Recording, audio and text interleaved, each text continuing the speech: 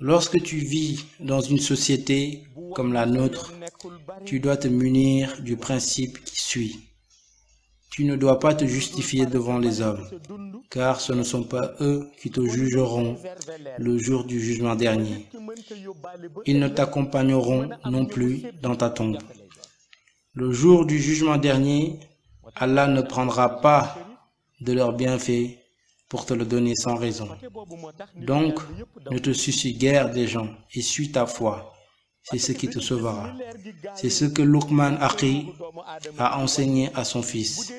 Il lui a dit, je vais t'apprendre la vie. Pour connaître la vie, il faut que tu connaisses les gens. Il lui dit, si tu réussis à maîtriser les caractères et comportements des gens, alors tu maîtrises la vie.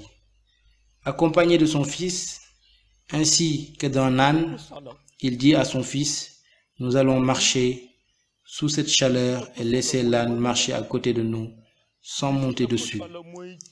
Écoutons ce que vont dire les gens quand nous allons passer devant eux.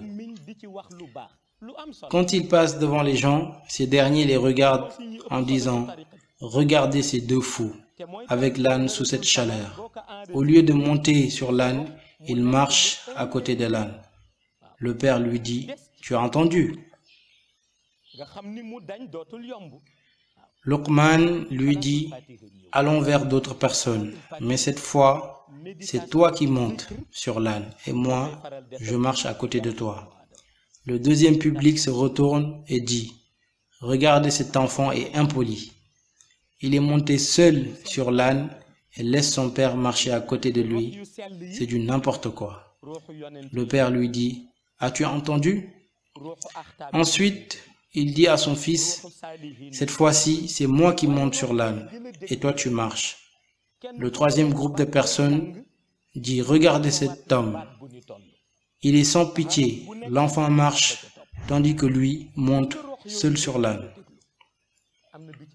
Le père dit « Montons tous les deux sur l'âne. » Il passe devant un quatrième groupe de personnes qui dit « Regardez ces deux.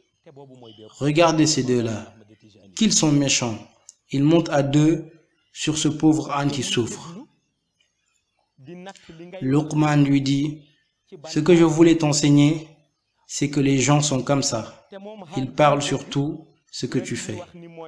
Vu comme ils sont, tu ne dois pas t'occuper que de tes priorités. Ainsi, tu n'auras pas le temps de te justifier à chaque fois. Car ceux qui te poussent à te justifier ne te jugeront jamais. Tu ne leur appartiens pas, ni tes prières, ni tes jeûnes, ni ta zakat ou ton pèlerinage ne leur appartient. Ils sont simplement motivés. Mais aucun d'entre eux ne te jugera.